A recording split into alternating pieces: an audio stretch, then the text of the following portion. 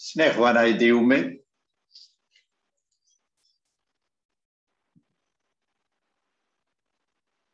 ലോകത്തിലെ സഹനത്തിലൂടെയും പീഡകളിലൂടെയും ക്രൂരതകളിലൂടെയും ചൂഷണത്തിലൂടെയും വിവേചനത്തിലൂടെയും അങ്ങിന്നും പീഡിപ്പിക്കപ്പെടുന്നു, അങ്ങിന്നും സഹിക്കുന്നു എന്ന് ഞങ്ങൾ തിരിച്ചറിയുന്നു.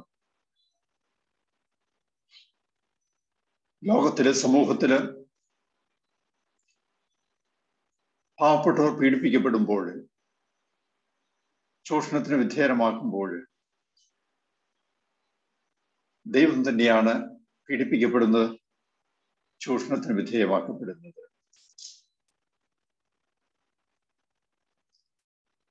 ലോകത്തിൽ സമൂഹത്തിൽ നടക്കുന്ന ഇത്തരം ചൂഷണത്തെ കുറിച്ചുള്ള അവബോധത്തോടൊപ്പം തന്നെ ഞങ്ങളുടെ ഓരോരുത്തരുടെയും ഉള്ളിലും തിന്മ കുടികൊള്ളുന്നുണ്ട് എന്ന് ഞങ്ങൾ തിരിച്ചറിയുന്നു. പുറത്തുള്ള തിന്മയും ചൂഷണത്തെയും ഇല്ലായ്മ ചെയ്യണമെന്നുണ്ടെങ്കിൽ ഞങ്ങൾ ഓരോരുത്തരുടെയും ഉള്ളിലുള്ള തിന്മ ഇല്ലായ്മ ചെയ്യേണ്ടിയിരിക്കുന്നു.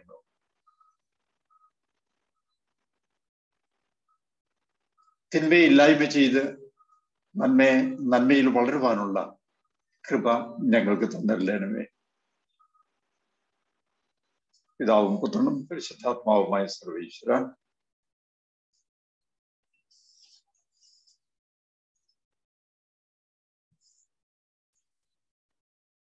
ലോകത്തിലെ വിവിധ രാജ്യങ്ങളിലെ സംസ്കാരങ്ങളിലെ പാരമ്പര്യങ്ങളിലെ മതങ്ങളിലുള്ള തിന്മയെക്കുറിച്ചും ക്രൂരതയെക്കുറിച്ചും ചൂഷണത്തെക്കുറിച്ചും നാം സാമാന്യം വിശദമായിട്ട് ഇന്ന് രാവിലെ ചർച്ച ചെയ്യുകയുണ്ടായല്ലോ.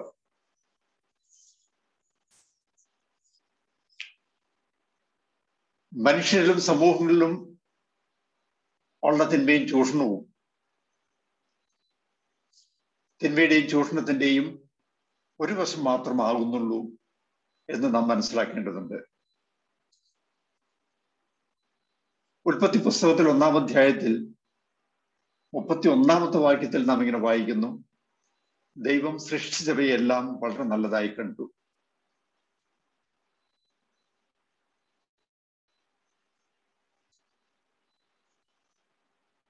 മനുഷ്യർ കൂടാതെ ദൈവം സൃഷ്ടിച്ചവയെല്ലാം നല്ലതായിരുന്നു. പ്രപഞ്ചവും അണ്ടകടാഹങ്ങളും ഭൂമിയും ഭൂമിയിലെ അസംഖ്യം ജീവജാലങ്ങളും പ്രകൃതിയും ഭൂമിയും എല്ലാം നല്ലതായിരുന്നു എന്ന് ദൈവം കണ്ടു. സൃഷ്ടിക്ക് ശേഷം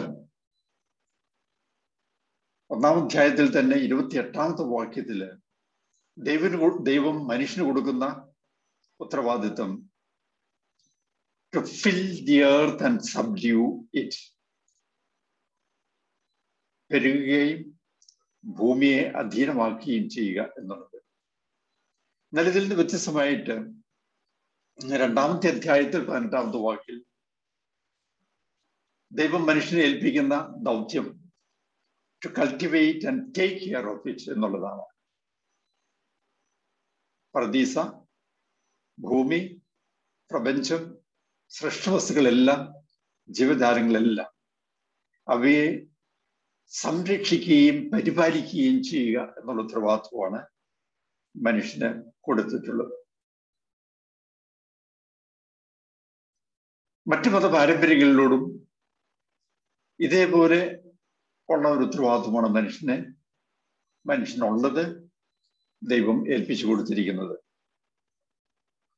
ഹൈന്ദവ മതപാരമ്പര്യത്തിലും ദർശനങ്ങളിലും പ്രത്യേകിച്ച് ദ്വൈത വിശിഷ്ട അദ്വൈത ഹൈന്ദവ ദർശനങ്ങളിൽ പ്രകൃതിയും പ്രപഞ്ചവും ജീവജാലങ്ങളുമെല്ലാം ദൈവത്തിന്റെ ഭാഗങ്ങളാണ് എന്ന് പഠിപ്പിക്കുന്നു. ദർശന പാരമ്പര്യം അനുസരിച്ച് ദൈവത്തിന്റെ അവിഭാജ്യ ഘടകമായിട്ടും ദൈവത്തിന്റെ ഭാഗങ്ങളായിട്ടും അതിനെ വ്യാഖ്യാനിക്കുന്നുണ്ട്. ബുദ്ധ-ജൈന പാരമ്പര്യങ്ങളില്, ദർശനങ്ങളില് എല്ലാ ജീവജാലങ്ങളിലും ആത്മാവുണ്ടെന്നും അവയോട് ചെയ്യുന്ന ക്രൂരതയും അനീതിയും നമുക്ക് തന്നെ ദോഷകരമായി തീരും എന്നും പഠിപ്പിക്കുന്നു. പുനർജന്മ സിദ്ധാന്തത്തിൽ വിശ്വസിക്കുന്ന ഈ 3 മതപാരമ്പര്യങ്ങളും തിന്മയുടെ ഫലം നമുക്ക് തന്നെ കിട്ടുമെന്നും മറ്റ് ജീവികളോട് പോലും ചെയ്യുന്ന തിന്മ നമ്മുടെ തന്നെ ഹീനമായ ജന്മങ്ങൾക്ക് കാരണമായി തീരും എന്നും വിശ്വസിക്കുന്നു. ജൈന പാരമ്പര്യത്തിലാവട്ടെ അചേതന വസ്തുക്കളിൽ പോലും കല്ല്, മരം, ചെടി ഇവയിൽ പോലും ജീവനുണ്ട്, ജീവിയുണ്ട്, ആത്മാവുണ്ട്. അവയോട് ആദരവോട് കൂടിയിട്ടേ പെരുമാറാവുള്ളൂ, അവയെ ചൂഷണം ചെയ്യരുത് എന്ന് പഠിപ്പിക്കുന്നുണ്ട്. പാർസി സൊറാസ്ട്രിയൻ മതപാരമ്പര്യത്തിലാവട്ടെ ഭൂമിയും ജലവും വായുവും അഗ്നിയും പരിശുദ്ധമാണ്, അവ ദൈവത്തിന്റെ ഘടകങ്ങളാണ്, അവയോട് അനാദരവോടെ പെരുമാറാൻ പാടില്ല എന്നുള്ളത്. പാർസി പാരമ്പര്യത്തിൽ അവരുടെ പ്രാർത്ഥനാലയങ്ങളെ, ദേവാലയങ്ങളെ വിളിക്കുന്നത് ഫയർ ടെമ്പിൾ എന്നാണല്ലോ. അവരുടെ ദൈവമായ അഹുര മസ്ഡയുടെ സജീവ സാന്നിധ്യം അവരുടെ അമ്പലങ്ങളിൽ നിലനിർത്തുന്ന വിശുദ്ധമായിട്ടുള്ള അഗ്നിയിലുണ്ട് എന്ന് വിശ്വസിക്കുന്നത് കൊണ്ടാവാം ഫയർ ടെമ്പിൾ എന്നുള്ള പേര്. അപ്പോൾ ഈ പ്രപഞ്ചത്തിന്റെ ഘടകങ്ങളെല്ലാം പരിശുദ്ധമാണ്, സംരക്ഷിക്കപ്പെടേണ്ടതാണ്, പരിപാലിക്കപ്പെടേണ്ടതാണ് എന്ന് വ്യത്യസ്ത മത ദർശന പാരമ്പര്യങ്ങൾ നമ്മെ പഠിപ്പിക്കുന്നു. പക്ഷേ ഇന്നത്തെ ലോകത്തിന്റെ അവസ്ഥ ഇതിൽ നിന്ന് എത്രയോ വ്യത്യസ്തമാണ്. ലോകത്തെയും പ്രപഞ്ചത്തെയും കീഴടക്കുവാനുള്ള ആവേശം, ത്വര, മൃഗങ്ങളോടും ജീവജാലങ്ങളോടും ക്രൂരതയും ചൂഷണ മനോഭാവവും പ്രകടിപ്പിക്കുന്ന ഒരു മനുഷ്യ സമൂഹം. മനുഷ്യരോട് മാത്രമല്ല തന്നെ ചെയ്യുന്നത്, ക്രൂരത കാട്ടുന്നത് മൃഗങ്ങളോട്, പ്രകൃതിയോട്, സസ്യങ്ങളോട്, അചേതനങ്ങളായിട്ടുള്ള വസ്തുക്കളോട്, എല്ലാവറ്റയോടും ക്രൂരത കാണിക്കുന്ന ഒരു കാലത്താണ് നാം ജീവിക്കുന്നത്, കാലഘട്ടത്തിൽ നാം ജീവിക്കുന്നത്. പ്രകൃതിയെ അമിതമായിട്ട് ചൂഷണം ചെയ്യുന്നതിന്റെ ഫലമായിട്ട് പ്രകൃതി തന്നെ പ്രതികരിക്കുകയും പ്രകൃതി ദുരന്തങ്ങൾ വഴി മനുഷ്യന് നാശം വരുത്തുകയും ചെയ്യുന്ന എത്രയോ സംഭവങ്ങളുണ്ട്. ഭൂമികുലുക്കങ്ങൾ, പേമാരി, കൊടുങ്കാറ്റ് തുടങ്ങിയ പ്രകൃതി ദുരന്തങ്ങൾ വലിയ ഒരളവോളം മനുഷ്യന്റെ തന്നെ സൃഷ്ടിയാണ്. ശാസ്ത്ര സാങ്കേതിക നേട്ടം കൊണ്ട് മനുഷ്യൻ ശാസ്ത്രത്തെയും ലോകത്തെയും കീഴടക്കാമെന്ന് വ്യാമോഹിക്കുന്ന അതേ അവസരത്തിൽ തന്നെ ന്യൂക്ലിയർ എനർജിയിൽ നിന്നുള്ള പ്രസരണമേറ്റ് റഷ്യയിലെ ചെർണോബിലും അമേരിക്കയിലെ വൈറ്റ് ഐലൻഡിലും ജപ്പാനിലെ ഫുകുഷിമ പവർ ന്യൂക്ലിയർ പവർ പ്ലാന്റിലും ദുരന്തങ്ങൾ ഉണ്ടായതിൻ്റെ പേരിൽ എത്രയോ ആളുകളാണ്, മൃഗങ്ങളാണ്, ജീവികളാണ് നശിക്കാനിടയായിട്ടുള്ളത്. അഹന്ത മുറ്റി നിൽക്കുന്ന മനുഷ്യ മനോഭാവം എല്ലാറ്റിനെയും കീഴടക്കിയെന്ന് അഹങ്കരിക്കുമ്പോഴും കേവലം നിസ്സാരനായ വൈറസുകള് മനുഷ്യന്റെ ശാസ്ത്ര സാങ്കേതിക നേട്ടങ്ങളെ ആകെ പല്ലിളിച്ച് കാണിച്ച് പരിഹസിക്കുന്ന ഒരവസ്ഥയിലാണല്ലോ നാം ഇന്ന് ജീവിക്കുന്നത്. കൊറോണ വൈറസ് എത്രയോ നിസ്സാരം, പക്ഷെ അതേസമയം തന്നെ അതിനെ പേടിച്ച് ജീവിക്കേണ്ടുന്ന ഒരു ഗതികേടാണ് ലോകത്തിലെ ഏറ്റവും ശക്തരും സമ്പന്നരുമായിട്ടുള്ള രാജ്യങ്ങൾക്ക് പോലും ഉള്ളത്. പ്രകൃതി ചൂഷണത്തോടൊപ്പം തന്നെ പ്രകൃതി വിഭവങ്ങൾ ചൂഷണം ചെയ്യുന്നു. ധാതു നിക്ഷേപങ്ങൾ ആർത്തിയോടെ ക്രമാതീതമായിട്ട് ഖനനം ചെയ്യുന്നു. ഭൂമിയുടെയും ആവാസ വ്യവസ്ഥിതിയുടെയും സന്തുലിതാവസ്ഥ നശിപ്പിച്ചുകൊണ്ട് അമിതമായിട്ടുള്ള പ്രകൃതി ചൂഷണങ്ങളും മറ്റുമൊക്കെ പ്രകൃതിയുടെ ക്രൂരമായിട്ടുള്ള പ്രതികരണത്തിനും പ്രകൃതി ദുരന്തങ്ങൾക്കും കാരണമാകുന്നുണ്ടല്ലോ. വനനശീകരണം വഴിയായിട്ടുണ്ടാകുന്ന പ്രകൃതി ദുരന്തങ്ങൾ, ഖനനം വഴിയായിട്ടുണ്ടാകുന്ന പ്രകൃതി ദുരന്തങ്ങൾ, അതുപോലെയുള്ള മറ്റ് പ്രകൃതി ദുരന്തങ്ങളും പ്രകൃതിക്ഷോഭങ്ങളും മറ്റുമൊക്കെ മനുഷ്യന്റെ ആർത്തി മൂലമുള്ള അനധികൃതമായിട്ടുള്ള ഇടപെടൽ മൂലം പ്രകൃതിയുടെ സന്തുലിതാവസ്ഥയിൽ വ്യത്യാസം വരികയും പ്രകൃതി ക്രൂരമായിട്ട് പ്രതികരിക്കുകയും ചെയ്യുന്ന അനുഭവങ്ങളാണ്. മലിനീകരണം നമ്മെ സംബന്ധിച്ചിടത്തോളം മറ്റൊരു വലിയ പ്രശ്നമാണ്. ഈ മലിനീകരണത്തിന്റെ പ്രധാനപ്പെട്ട കാരണക്കാര് മനുഷ്യരാണ്. അതിൽ പാവപ്പെട്ടവരല്ല, പാവപ്പെട്ട രാജ്യങ്ങളല്ല, അതിനേക്കാൾ കൂടുതലായിട്ട് സാമ്പത്തികമായിട്ടും ശാസ്ത്ര സാങ്കേതിക മേഖലകളും വളരെയധികം പുരോഗതി പ്രാപിച്ച രാജ്യങ്ങളും ജനങ്ങളുമാണ് മലിനീകരണത്തിന്, ചൂഷണത്തിന് ഏറ്റവും കൂടുതൽ കാരണം ആകുന്നത്. വായുമലിനീകരണം, പലപ്പോഴും ഡൽഹിയിലെ മലിനീകരണത്തിന്റെ തീവ്രതയെ കുറിച്ച് നമ്മൾ വാർത്തകളിലൂടെ അറിയാറുണ്ടല്ലോ. മനുഷ്യന് ശ്വസിക്കാൻ പറ്റാത്ത അത്ര ദോഷകരമായ മലിനീകരണ അവസ്ഥ നിലനിൽക്കുന്ന അന്തരീക്ഷത്തിൽ ജീവിക്കാൻ വിധിക്കപ്പെടുന്ന ആളുകൾ രോഗബാധിതരാകുന്നു. അവരുടെ മനസ്സിന്റെ സ്വസ്ഥതയും ശാന്തതയും സമാധാനവും നഷ്ടപ്പെടുന്നു. മൃഗങ്ങളെ അത് ബാധിക്കുന്നു, പ്രകൃതിയെ ബാധിക്കുന്നു. വായുമലിനീകരണം എല്ലാ രാജ്യങ്ങൾക്കും ഗുരുതരമായിട്ടുള്ള ഒരു പ്രശ്നമാണ് ഇന്ന്. ജലമലിനീകരണവും അതേപോലെ തന്നെ. നമ്മുടെയൊക്കെ അടുത്തുള്ള തോടുകള്, കിണറുകള്, കുളങ്ങള്, തടാകങ്ങള് വർഷങ്ങൾക്ക് മുൻപ്, 25, 30, 50 വർഷങ്ങൾക്ക് മുൻപ് ശുദ്ധ ജലം കൊണ്ട് നിറയപ്പെട്ട തടാകങ്ങളും കനാലുകളും തോടുകളും മറ്റുമൊക്കെ ആയിരുന്നു. അന്നൊക്കെ തോട്ടിലെ വെള്ളം നേരിട്ട് കുടിച്ചാൽ പോലും യാതൊരു തരത്തിലുള്ള രോഗങ്ങളും ഉണ്ടാവില്ലായിരുന്നു.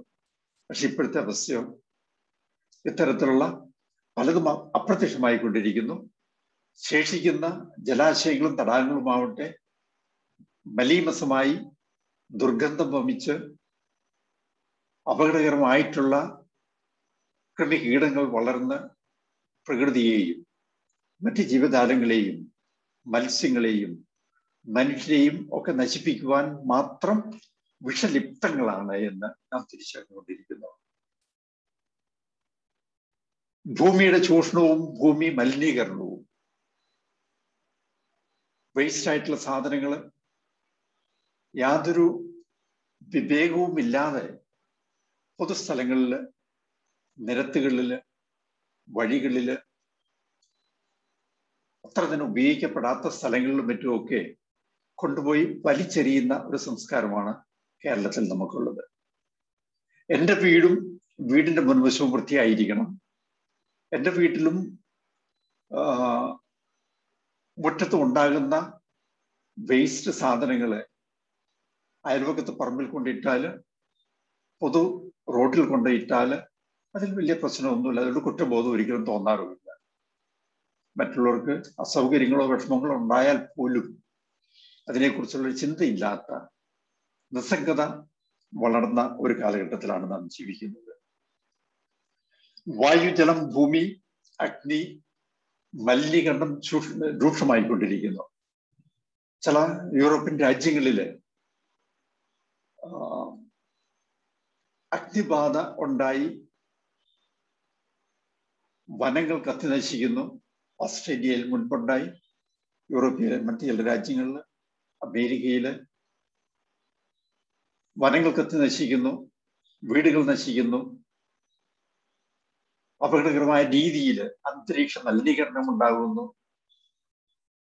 അഗ്നിയിലുള്ള മലിനീകരണത്തിന്റെയും അന്തരീക്ഷത്തിൽ വളരുന്ന താപനിലയുടെയും വ്യത്യാസം കൊണ്ടാണ്.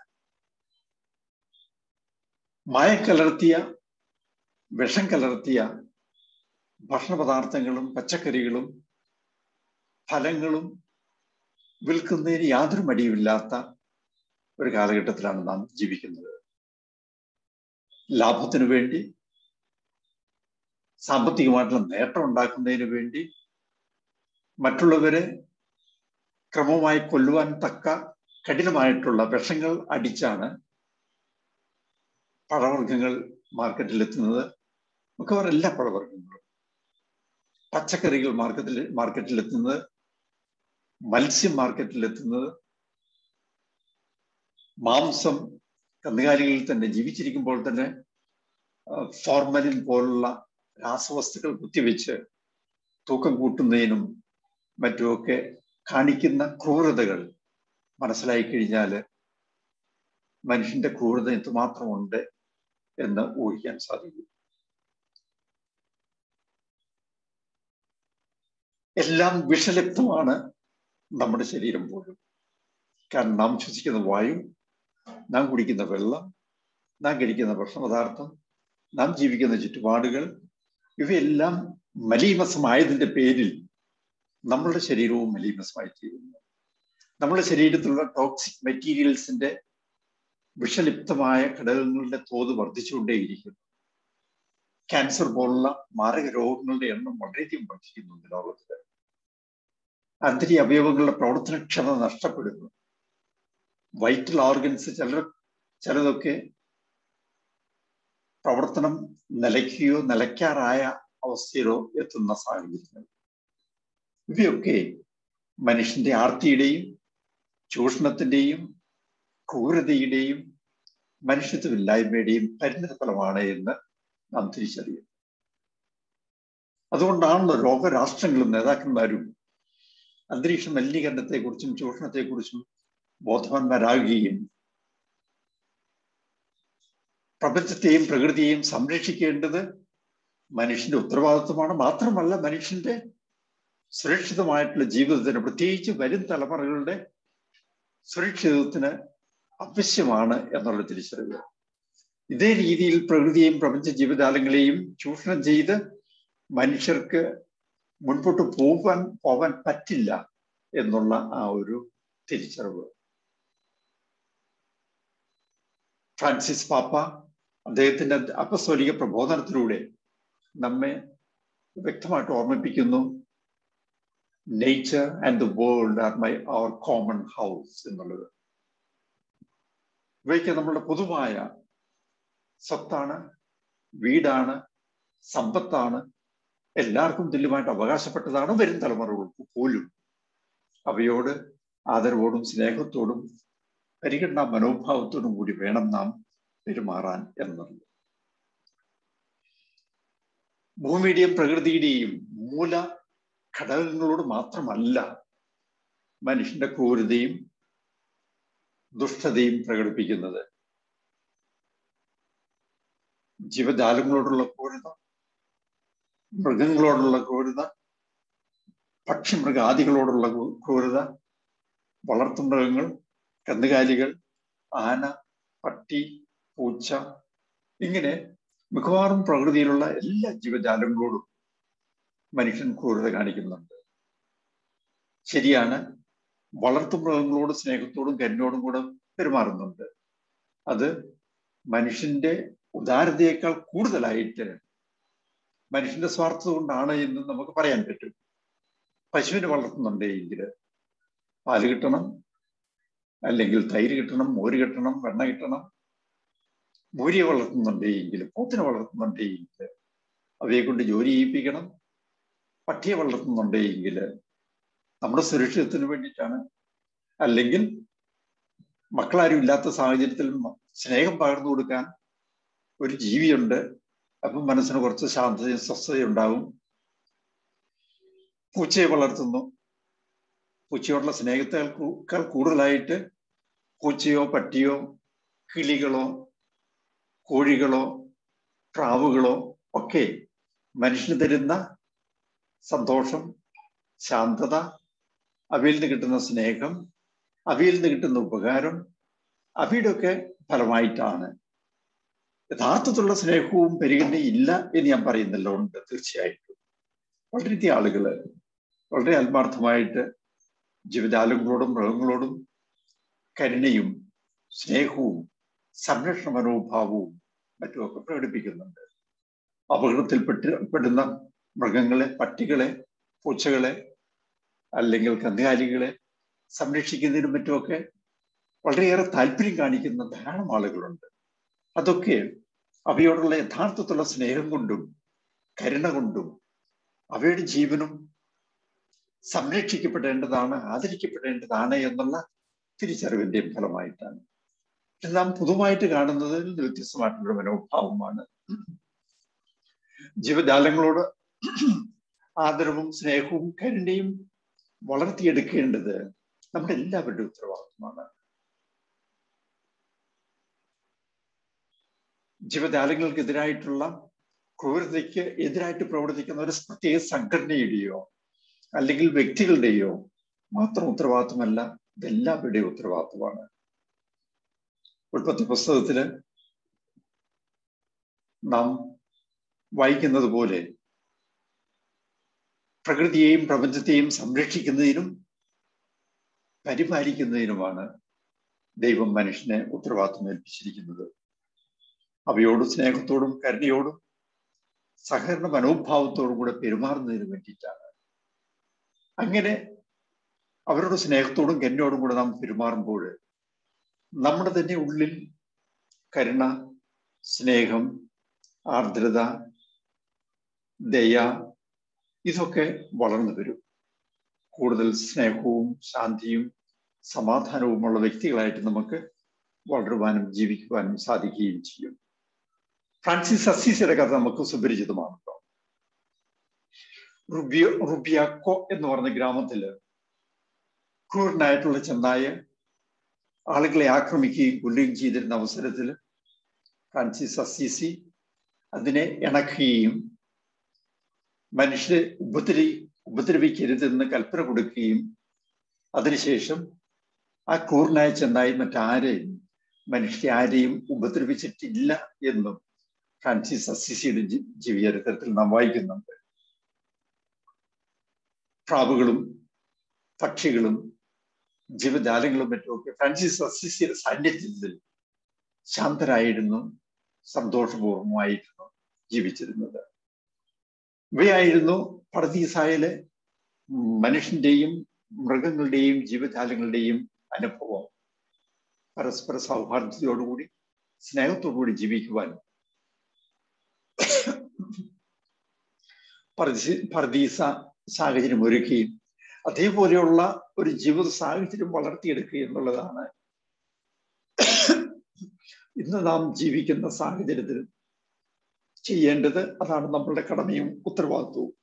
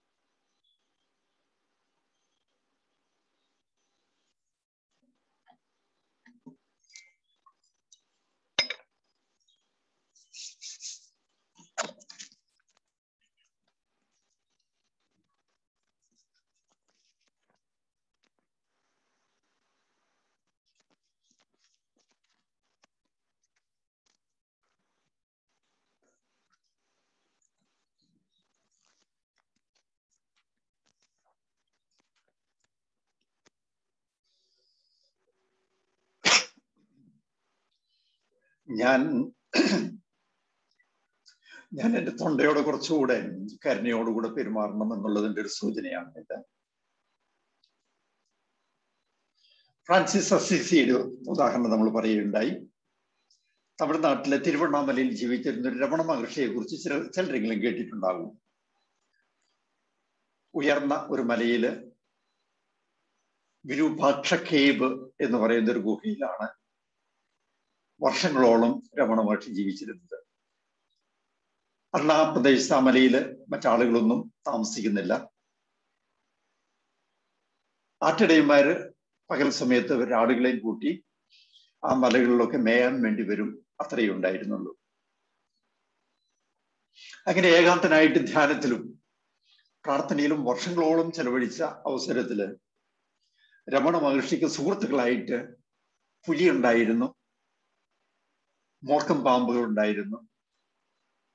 മറ്റ് ജീവികളും രമണ മഹർഷിയുടെ സാന്നിധ്യത്തിൽ ശാന്തരായിരുന്നു. ഗുജറാത്തിലെ ഗീർ വനത്തിൽ ജീവിച്ചിരുന്ന ഒരു സസ്റ്റിനെ കുറിച്ച് നിങ്ങൾ കേട്ടിട്ടുണ്ടാകും. പ്രസന്നഭായ് പേര്. ഗീർ വനം അറിയപ്പെടുന്നത് ക്രൂരന്മാരായിട്ടുള്ള സിംഹങ്ങളുടെ ആവാസ കേന്ദ്രം എന്നാണ്. ആ വനത്തിലായിരുന്നു ഈ സിസ്റ്റർ താമസിച്ചിരുന്നത്. തനിച്ച് ചെറിയൊരു കുടിലില് ചുറ്റുപാടുള്ള മൃഗങ്ങളും എല്ലാം ആയിട്ട് വളരെ നല്ല സൗഹാർദ്ദത്തിലായിരുന്നു സിസ്റ്റർ ഉണ്ടായിരുന്നത്. കുറെ വർഷങ്ങൾക്ക് മുൻപ് കേട്ട ഒരു സംഭവം, സിസ്റ്ററിന്റെ ഏകാന്തവാസവും മൃഗങ്ങളോടുള്ള സൗഹാർദ്ദയും മറ്റുമൊക്കെ കേട്ടറിഞ്ഞ് തരുന്നതിന് ചെറുപ്പമായിരുന്ന ഒരു അച്ഛൻ ആ വനത്തിൽ പോയി സിസ്റ്ററിന്റെ സമീപത്തുള്ളൊരു കുടിലിൽ ജീവിക്കാൻ തീരുമാനിച്ചു. അങ്ങനെ ഒരു ദിവസം അവിടെ എത്തി. താമസിക്കാൻ വളരെ ലളിതമായിട്ടുള്ളൊരു കുടിൽ കൊടുത്തു. വൈകുന്നേരം ഭക്ഷണം കഴിഞ്ഞ് അച്ഛൻ ഉറങ്ങാൻ വേണ്ടി പോയി. രാത്രി കുറച്ച് കഴിഞ്ഞപ്പോൾ പുല്ലുകൊണ്ട് മേഞ്ഞ മേൽക്കൂരയിൽ എന്തോ ശബ്ദം കേൾക്കുന്നു. ടോർച്ചടിച്ച് നോക്കിയപ്പോൾ വലിയൊരു പാമ്പ്. ജീവനും കൊണ്ട് അവിടുന്ന് ഓടി രക്ഷപ്പെട്ട കഥയും അതോടുകൂടിയിട്ട് ഏകാന്തവാസം നിർത്തലാക്കിയ കഥയും പറയാറുണ്ട്. ജീവജാലങ്ങളുമായിട്ടുള്ള സൗഹാർദ്ദത നമുക്ക് വളർത്തിയെടുക്കുവാൻ സാധിക്കും. ഫ്രാൻസിസ് അസിസിയുടെയോ രമണ മഹർഷിയുടെയോ ദയാഭായിയുടെയോ സംഭവങ്ങൾ ഒറ്റപ്പെട്ട സംഭവങ്ങളല്ല. വനത്തിൽ വസിക്കുന്ന ആദിവാസികള് ഒറ്റപ്പെട്ട അപകടങ്ങൾ ഉണ്ടാകുന്നുണ്ടെങ്കിൽ പോലും പൊതുവെ അവർക്ക് ജീവികളോട്, മൃഗങ്ങളോട്, പക്ഷികളോട് ആദരവും സ്നേഹവും ബഹുമാനവുമാണ്, പരിഗണനയാണുള്ളത്. അവയുമായിട്ട് സഹവർദ്ധത്തിൽ കഴിയുന്നു, സൗഹാർദ്ദത്തിൽ കഴിയുന്നു. അതുകൊണ്ടാണല്ലോ ആദിവാസികളിൽ ഓരോ കുലത്തിനും അവരുടേതായിട്ടുള്ള ഒരു കുലപ്രതിഷ്ഠ ഉണ്ടാവും, തോട്ടമുണ്ടാവും. അതൊരു പക്ഷേ ഒരു മൃഗത്തിന്റെ ആവാം, ഒരു പക്ഷിയുടേതാവാം, അല്ലെങ്കിൽ ഒരു ജീവിയുടേതാവാം. അവരുടെ ആ കുലത്തിൽപ്പെട്ട കുലത്തിന്റെ ടോട്ടമായിട്ടുള്ള ആ ജീവി ഒരു കാരണവശാലും അവർ ഉപദ്രവിക്കുകയോ കൊല്ലുകയോ ചെയ്യില്ല. ചുരുക്കത്തില് എല്ലാ ജീവജാലങ്ങളോടും സ്നേഹത്തോടും കരുണയോടും കൂടെ പെരുമാറേണ്ട ഒരു ഉത്തരവാദിത്വം നമുക്കുണ്ട്. മനുഷ്യൻ സൃഷ്ടിയുടെ മകുടം എന്ന നിലയ്ക്ക് ദൈവം ഏൽപ്പിച്ച ഉത്തരവാദിത്വം എല്ലാവരെയും സംരക്ഷിക്കുകയും പരിപാലിക്കുകയും ചെയ്യുക എന്നുള്ളതായ സ്ഥിതിക്ക് എല്ലാ ജീവജാലങ്ങളോടും കരുണയോടും സ്നേഹത്തോടും കൂടെ പെരുമാറുവാനുള്ള ഉത്തരവാദിത്വം നമുക്കുണ്ട്. പക്ഷെ എങ്ങനെയെങ്കിൽ ക്രൂരരായിട്ടുള്ള ജീവികളോട് എങ്ങനെ പെരുമാറണം എന്നുള്ള ചോദ്യം ഉണ്ടാവുക. വിഷപ്പാമ്പുകളോടെങ്ങനെ, കടിക്കുന്ന പട്ടികളോടെങ്ങനെ പെരുമാറണം, ആക്രമിക്കുവാൻ വരുന്ന പുലിയോടോ കരടിയോടോ അല്ലെങ്കിൽ സിംഹത്തോടോ ഒക്കെ എങ്ങനെ പ്രതികരിക്കണം.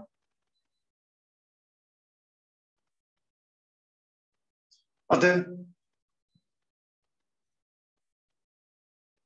മനുഷ്യന്റെ ക്രൂരതയും അവയോടുള്ള പേടിയും വൈരാഗ്യ ബുദ്ധിയും കൊണ്ടാണ് മിക്കവാറും മൃഗങ്ങൾ മനുഷ്യരെ ആക്രമിക്കുന്നത്.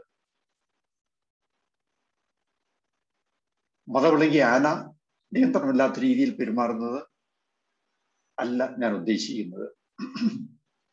സാധാരണ അക്രമകാരികളായിട്ടുള്ള ജീവികൾ പോലും മനുഷ്യന്റെ മനസ്സിൽ നിന്ന് വിദ്വേഷവും പേടിയും കോപവും ഇല്ല എങ്കിൽ അവരും നമ്മളുടെ സാന്നിധ്യത്തിൽ ശാന്തരായിത്തീരും.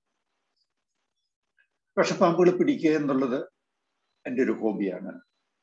ചെറുപ്പം മുതലേ ശീലിക്കുന്ന ഒരു കാര്യവുമാണ്. സാധാരണഗതിയിൽ മൂർഖം പാമ്പിനെയൊക്കെ ആണെങ്കിൽ തരംഗചലനങ്ങളിലൂടെ ആശയവിനിമയം നടത്തി അവയെ ശാന്തരാക്കി ഞാൻ നിന്നെ ഉപദ്രവിക്കുകയില്ല, ഞാൻ നിന്റെ സുഹൃത്താണ് എന്നുള്ള സന്ദേശം കൊടുത്ത് അതിനുശേഷം പിടിക്കുകയും അവയെ സുരക്ഷിത സ്ഥാനത്തേക്ക് മാറ്റുകയും ചെയ്യാറുണ്ട്. വീടുകളിൽ അനധികൃതമായി പാമ്പുകൾ കയറി വന്നാൽ സ്ഥാപനങ്ങളിലോ അല്ലെങ്കിൽ മനുഷ്യവാസമുള്ള സ്ഥലങ്ങളിലോ ഒക്കെ പാമ്പുകൾ കയറി വന്നാലാണ് സാധാരണ ഇതിൽ ഞാൻ ചെയ്യുക. അവയെ പിടിച്ച് വീണ്ടും ആ പ്രദേശത്തേക്ക് വരരുത് എന്ന് മുന്നറിയിപ്പ് കൊടുത്ത് വിജന സ്ഥലങ്ങളിൽ തുറന്നു വിടുന്ന ഒരു രീതി. ഞാൻ നിന്റെ സുഹൃത്താണ്, നിന്നെ ഉപദ്രവിക്കുകയില്ല എന്നുള്ള സന്ദേശം മൂർഖമ്പാമ്പിന് കൊടുത്ത് അവയെ പിടിച്ചു കഴിഞ്ഞാൽ ഇതുവരെയുള്ള അനുഭവം താരതമ്യേന ശാന്തമാണ്. അവർ ആക്രമണ പ്രവണത വളരെ കുറവാണ്. ഇങ്ങനെയാണെങ്കിലും ഓരോ ജീവികൾക്കും അവയുടേതായിട്ടുള്ള ചില പ്രവർത്തന രീതികളുണ്ട്, പ്രതികരണ രീതികളുണ്ട്. ഉദാഹരണമായിട്ട് പത്തി പിരിച്ച് എഴുന്നേറ്റ് നിൽക്കുന്ന മൂർഖമ്പാമ്പിന്റെ മുമ്പിലൂടെ സ്നേഹത്തോടെയാണെങ്കിലും ആര് ചലിക്കുകയോ കൈ ചലിപ്പിക്കുകയോ ചെയ്താലും അതിനെ ആക്രമിക്കും. അതിന്റെ സ്വാഭാവിക പ്രവണതയാണ്. അല്ലാതെ ഇങ്ങനെയുള്ള രീതികൾ മനസ്സിലാക്കി അവയോട് ഇടപെടേണ്ട രീതിയിൽ ഇടപെടുകയാണ് എങ്കിൽ അവ ആക്രമണ പ്രവണത ഉള്ളവരാവില്ല. നേരെ മറിച്ച് മനുഷ്യന്റെ സ്പർശനവും തലോടലും പാമ്പുകൾക്ക്, ജീവികൾക്ക് വളരെ ആശ്വാസം കൊടുക്കുന്ന, സാന്ത്വനപ്പെടുത്തുന്ന, ആനന്ദദായകമായിട്ടുള്ള അനുഭവമുണ്ട്. നമ്മൾ വളർത്തുന്ന പട്ടികളും പൂച്ചകളും അതുപോലുള്ള മറ്റു മൃഗങ്ങളും മറ്റുമൊക്കെ മനുഷ്യന്റെ തലോടലിന് വേണ്ടി ആഗ്രഹിക്കുന്നത് നമുക്ക് അനുഭവമുണ്ടല്ലോ. ക്രൂരമൃഗങ്ങളും അത്തരത്തിലാണ്. അവയോട് നമുക്ക് സ്നേഹമായിട്ട് പെരുമാറാൻ സാധിക്കും. പാമ്പുകളുടെ കാര്യത്തിൽ ഞാൻ മനസ്സിലാക്കിയിരിക്കുന്ന ഒരു കാര്യം, മനുഷ്യർ ഉഷ്ണ രക്ത ജീവികളാണ്, പാമ്പുകൾ ശീതരക്ത ജീവികളാണ്. നമ്മുടെ ശരീരത്തിന് അവയുടെ ശരീരത്തെക്കാൾ കൂടുതൽ ചൂടുള്ളത് കൊണ്ട് നമ്മളുടെ സ്പർശനം പാമ്പുകൾക്ക് സന്തോഷകരമായിട്ടുള്ളൊരു അനുഭവമാണ്. അതുകൊണ്ട് പത്തി വിരിച്ചു നിൽക്കുന്ന മൂർഖമ്പാമ്പിന് മുമ്പിൽ പോയി അതിനെ തലോടാൻ തുടങ്ങിയാൽ തീർച്ചയായിട്ടും കടികിട്ടുകയും ചെയ്യും. ക്രൂരായിട്ടുള്ള മൃഗങ്ങളോട് പോലും പെരുമാറേണ്ട രീതി മനസ്സിലാക്കി ഇടപെട്ട് കഴിഞ്ഞാൽ അവയും ശാന്തമാകും, അവയുമായിട്ട് സഹവർത്തിത്തിൽ ജീവിക്കുവാൻ സാധിക്കും, അവയോട് സ്നേഹത്തോടു കൂടി പെരുമാറാൻ സാധിക്കുകയും ചെയ്യും.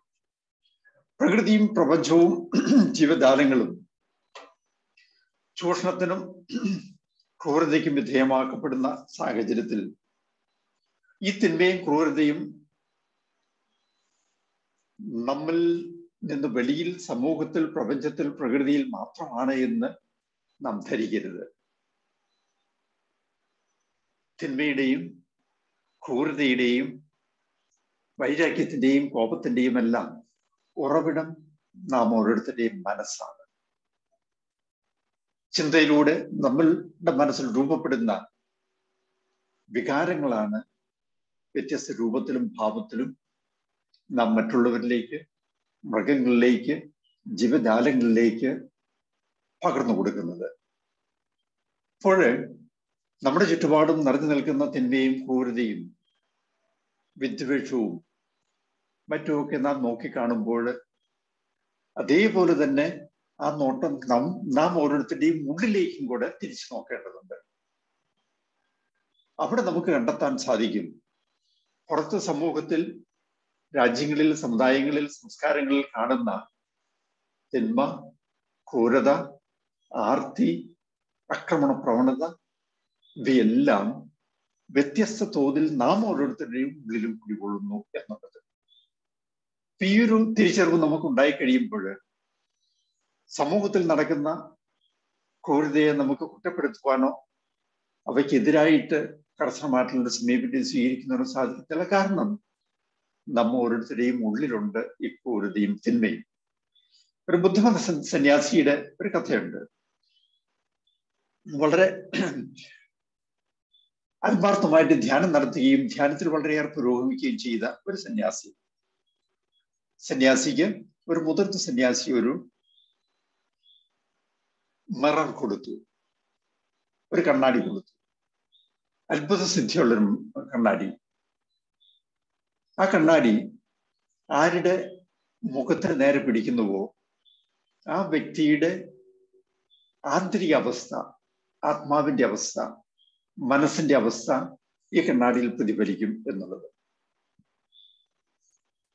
ഈ മാജിക്കൽ മിറർ കിട്ടിക്കഴിഞ്ഞപ്പോഴത്തേക്കും ഈ സന്യാസി കൂടുതൽ അഹങ്കരിക്കുകയും ഇതുപയോഗിച്ച് ചുറ്റുപാടുമുണ്ടായിരുന്ന ആദരണീയരായ വ്യക്തികളെ, സന്യാസിമാരെയും മറ്റു വ്യക്തികളെയും അവരുടെ ആത്മാവിന്റെ, മനസ്സിന്റെ ദുഷ്ടതയും ക്രൂരതയും തിന്മയും മറ്റുമൊക്കെ വെളിപ്പെടുത്തുകയും ചെയ്തു.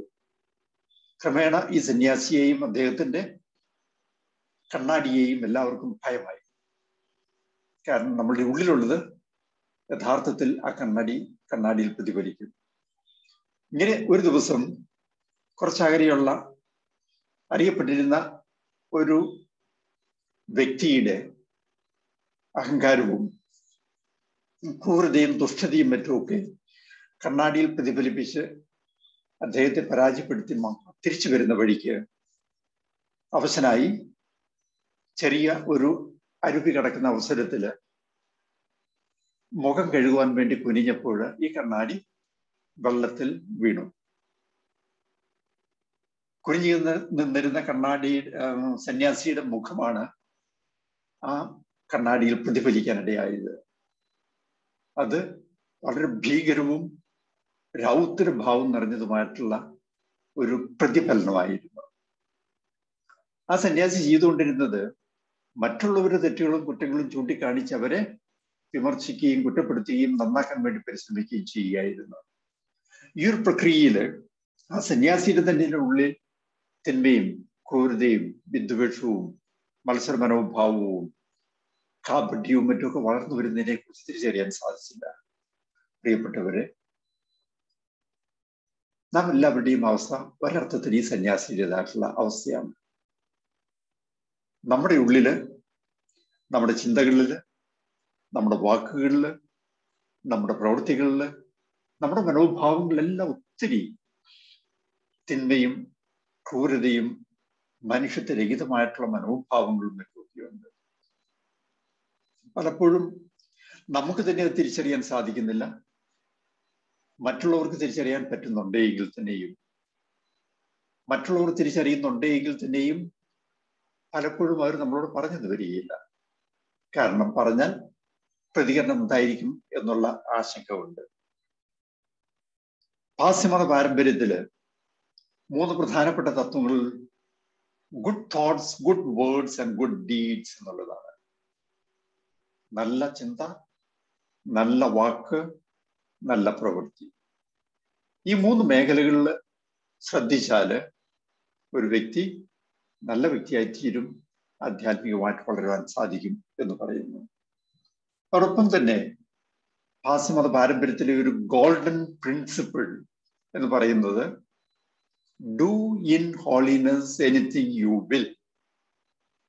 Do in holiness anything you will. നിങ്ങൾ ചെയ്യുന്നത് എന്തും വിശുദ്ധമായിരിക്കട്ടെ. നിങ്ങൾ ചെയ്യുന്നത് എന്തും വിശുദ്ധമായിരിക്കട്ടെ. അപ്പൊ തിന്മ ചെയ്യാൻ സാധിക്കുകയില്ല, തിന്മ ചിന്തിക്കാൻ സാധിക്കുകയില്ല. തെറ്റായ ചിന്തകളോ വാക്കുകളോ മനസ്സിലുണ്ടാവുകയില്ല. തിന്മയുടെയും ക്രൂരതയുടെയും ദുഷ്ടതയുടെയും മറ്റുമൊക്കെ ഉറവിടം നാം ഓരോരുത്തരുടെയും മനസ്സാണ്, നമ്മുടെ ചിന്തകളാണ് എന്ന് ഞാൻ നേരത്തെ സൂചിപ്പിച്ചായിരുന്നു. നമ്മുടെ ചിന്തകളിൽ നല്ല ചിന്തകൾ ഉണ്ടാകുകയാണെങ്കിൽ അത് നമ്മുടെ ശരീരത്തിൽ ശാന്തതയും സമാധാനവും ഉണ്ടാക്കും, മനസ്സിൽ ശാന്തത ഉണ്ടാക്കും, മുഖഭാവം ശാന്തമായിരിക്കും, പ്രസന്നഭാവമായിരിക്കും, മറ്റുള്ളവരോട് കരുണയോടും ആർദ്രതയോടും കൂടെ പെരുമാറാൻ സാധിക്കും. മനസ്സിൽ നന്മയുള്ളവരെ കാണുമ്പോൾ തന്നെ മറ്റുള്ളവർക്ക് ശാന്തിയും സമാധാനവും അനുഭവപ്പെടുകയും ചെയ്യും. നമുക്ക് പരിചയമുള്ള ഒരുപക്ഷെ നമ്മളുടെ കമ്മ്യൂണിറ്റിയിലോ അല്ലെങ്കിൽ സമൂഹത്തിലോ അല്ലെങ്കിൽ നാം പ്രവർത്തിക്കുന്ന മേഖലകളിലൊക്കെയുള്ള ആളുകളെ 2 തരത്തിലുള്ളവരായിട്ട് നമുക്ക് കാണാൻ സാധിക്കും. ചിലരുടെ സാന്നിധ്യം നമുക്ക് ജീവദായകമായ ഒരനുഭവമായിരിക്കും, സ്ഥാനവലുപ്പ വ്യത്യാസം കൂടാതെ. മറ്റു ചിലരുടെ സാന്നിധ്യമാവട്ടെ മനസ്സിനാകെ എന്തോ ഒരു അസ്വസ്ഥത, കഴിയുന്നു വേഗം ഈ വ്യക്തിയുടെ സാന്നിധ്യത്തിൽ നിന്ന് ഒഴിവാകണം എന്നുള്ള ഒരു തോന്നല്. അങ്ങനെയുള്ള വ്യക്തികളോട് ഒത്തു സമയം ചെലവഴിക്കുന്നത് വിഷമം പിടിച്ച ഒരനുഭവമായിട്ട് തോന്നുന്നു, സന്തോഷകരമായിട്ടുള്ള അനുഭവമായിരിക്കില്ല. നാം ഓരോരുത്തരും ദോഷൈക ചിന്തകൾ മനസ്സിൽ വെച്ച് പുലർത്തുകയും മറ്റുള്ളവരെ കുറിച്ച് തെറ്റായ രീതിയിൽ ചിന്തിക്കുകയും ചെയ്യുമ്പോൾ അതിലൂടെ നമ്മുടെ തലച്ചോറിൽ ഉത്പാദിപ്പിക്കപ്പെടുന്ന ദോഷൈക ഊർജം, നെഗറ്റീവ് എനർജി നമ്മുടെ തലച്ചോറിൽ നിന്ന് ശരീരത്തിലേക്കും ശരീരത്തിൽ വൈറ്റൽ ഓർഗൻസിലേക്കും ശരീരത്തിന്റെ പ്രതിഫലനമായിട്ട് മനസ്സിലേക്കും മുഖത്തേക്കും വ്യാപിക്കുകയും ചെയ്യും. ചിലരുടെ കണ്ടു കഴിഞ്ഞാൽ, ചിലരുടെ മുഖം കണ്ടു കഴിഞ്ഞാൽ ഒരു സന്തോഷവും ജീവിതത്തിലൊരു സംതൃപ്തിയും പ്രസന്നതയും ഇല്ലാത്ത മുഖഭാവങ്ങൾ ദോഷൈക ചിന്തകളുടെ പരിണിത ഫലമാണ്. വേറെ ചിലരാവട്ടെ അക്ഷരാഭ്യാസം ഇല്ലാത്ത, സമൂഹത്തിൽ ഉന്നത സ്ഥാനങ്ങളൊന്നുമില്ലാത്ത വെറും സാധാരണക്കാരായ ആളുകളായിരിക്കാം.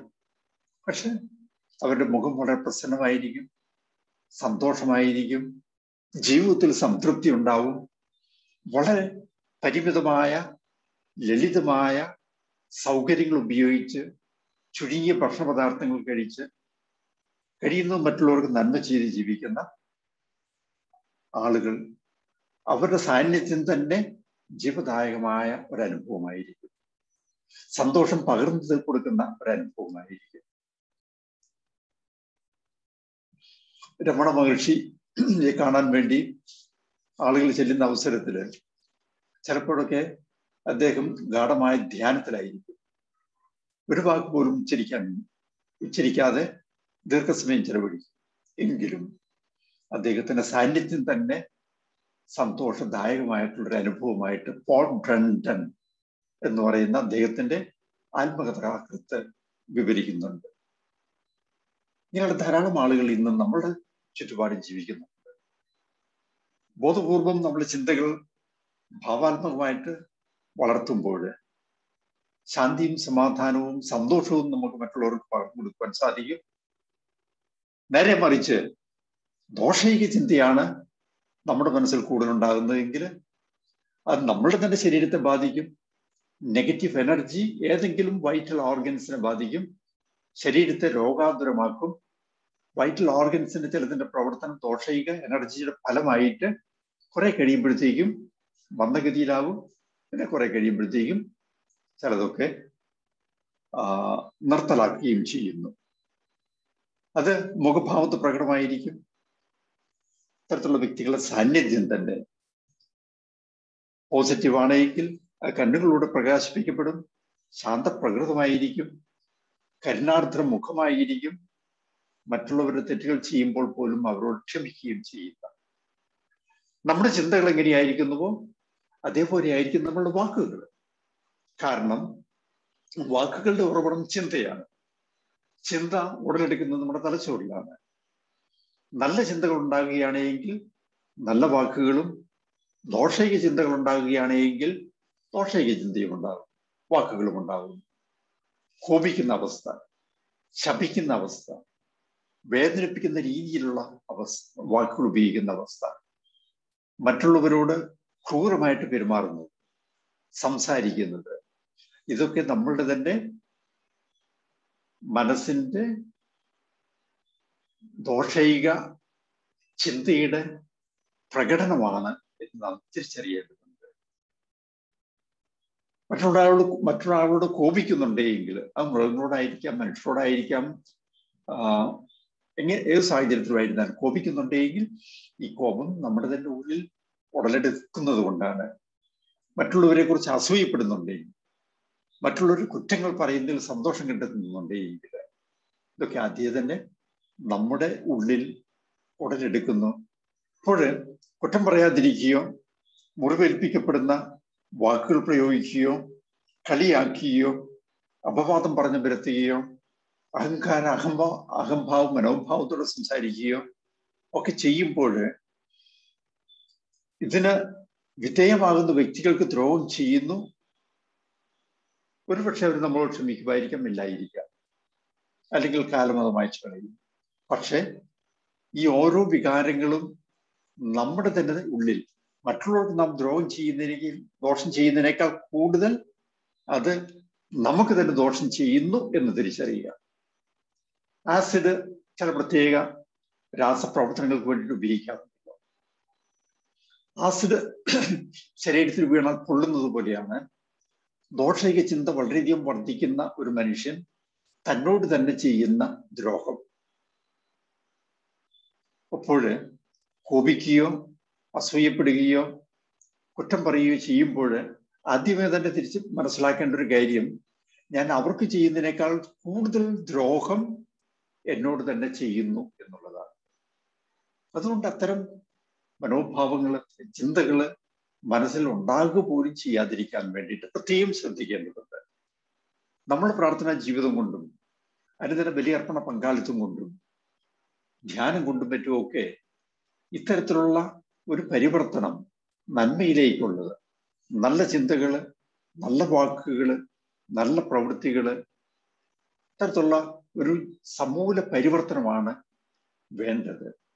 പക്ഷെ പലപ്പോഴും ധ്യാനങ്ങളും ആധ്യാത്മിക അഭ്യാസങ്ങളും മറ്റുമൊക്കെ ഉപരിതലത്തിലൂടെ ഇങ്ങനെ പോവുകയും ഹൃദയത്തിന്റെ മനസ്സിന്റെ അടിയിൽ നമ്മുടെ ഈ തെറ്റായ പ്രവണതകള്, മനുഷ്യത്വരഹിതമായിട്ടുള്ള മനോഭാവങ്ങളെല്ലാം അതേപടി തന്നെ തുടരുകയും ചിലപ്പോഴത് കൂടുതൽ ശക്തി പ്രാപിക്കുകയും ചെയ്യുന്ന ഇവ രണ്ടും സമാന്തരമായിട്ട് സഞ്ചരിക്കുന്ന, ഒരിക്കലും അവയെ ഇല്ലായ്മ ചെയ്യാൻ നാം ബോധപൂർവ്വം ഒരു പരിശ്രമം നടത്തുന്നില്ല. അതുകൊണ്ടാണ് ഇഗ്നേഷ്യൻ ധ്യാനത്തിന്റെ ആരംഭത്തിൽ തന്നെ ഇഗ്നേഷ്യൻ സൂചിപ്പിക്കുന്ന ഒരു കാര്യം, ക്രമരഹിതമായ ആസക്തികളെ തിരിച്ചറിഞ്ഞ് ഇല്ലായ്മ ചെയ്ത് ആധ്യാത്മികമായിട്ട് വളരുവാൻ വേണ്ടിയിട്ട് പരിശ്രമിക്കുക.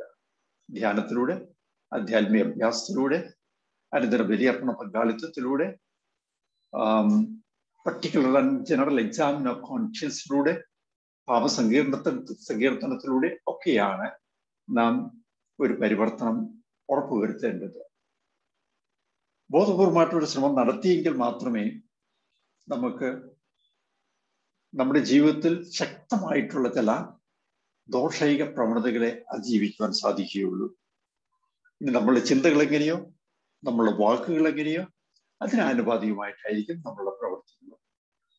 ചിന്തകളും വാക്കുകളും ദോഷൈകമായിരിക്കുന്ന അവസരത്തിൽ ആ വ്യക്തിയിൽ നമുക്ക് നല്ല പ്രവൃത്തികൾ പ്രതീക്ഷിക്കാൻ സാധിക്കുകയില്ല. ഒരു വൃക്ഷത്തെ അതിന്റെ ഫലത്തിൽ നിന്ന് അറിയുന്നത് പോലെ തന്നെ പ്രവൃത്തികളിലൂടെ, വാക്കുകളിലൂടെ ഒരു മനുഷ്യനിലെ നന്മയെ നമുക്ക് തിരിച്ചറിയാൻ സാധിക്കും. വീണ്ടും സൂചിപ്പിക്കട്ടെ, ബുദ്ധമത സന്യാസിയുടെ കഥയിലേതുപോലെ നാം മറ്റുള്ളവരുടെ തെറ്റുകൾ, കുറ്റങ്ങൾ, അവരുടെ പരിമിതികൾ, അവരുടെ ജീവിതത്തിലെ പാളിച്ചകൾ കണ്ടെത്തുവാനുള്ള വ്യഗ്രതയേക്കാൾ കൂടുതലായിട്ട് ആ കണ്ണാടി നമ്മിലേക്ക് നിന്ന് തിരിക്കുക, നമ്മുടെ ഉള്ളിൽ നടക്കുന്ന ഇത്തരത്തിലുള്ള തെറ്റായ പ്രവണതകളെയും രീതികളെയും ആദ്യം കണ്ടെത്തുക, അവയെ ഇല്ലായ്മ ചെയ്യുക, നമ്മുടെ ആത്മരക്ഷ ഉറപ്പുവരുത്തുക. അപ്പോൾ മറ്റുള്ളവരെ നമുക്ക് രക്ഷിക്കുവാൻ സാധിക്കും, മറ്റുള്ളവരെ നമുക്ക് നേരായ പാതയിലൂടെ നയിക്കുവാൻ സാധിക്കും. ദൈവ അനുഭവം നമുക്ക് മറ്റുള്ളവർക്ക് പകർന്നു കൊടുക്കുവാൻ സാധിക്കും. അതിന് ദൈവം നിങ്ങൾ എല്ലാവരെയും സഹായിക്കട്ടെ, അനുഗ്രഹിക്കട്ടെ. നന്ദി, നമസ്കാരം. ഒരു പ്രാർത്ഥനയോടെ നമുക്ക് അവസാനിപ്പിക്കാം. കാരുണ്യവാനായ ദൈവമേ, ഞങ്ങളിൽ തന്നെ കുടികൊള്ളുന്ന നന്മയുടെയും തിന്മയുടെയും ശക്തികളെ തിരിച്ചറിയുന്നതിനും തിന്മയുടെ പ്രവണതകളെ ഇല്ലായ്മ ചെയ്ത് നന്മയിൽ വളരുന്നതിനും ഞങ്ങളെ പ്രാപ്തരാക്കണമേ. മറ്റുള്ളവരെ കുറിച്ച് തെറ്റായ രീതിയിൽ ചിന്തിക്കുന്നതിനും പറയുന്നതിനും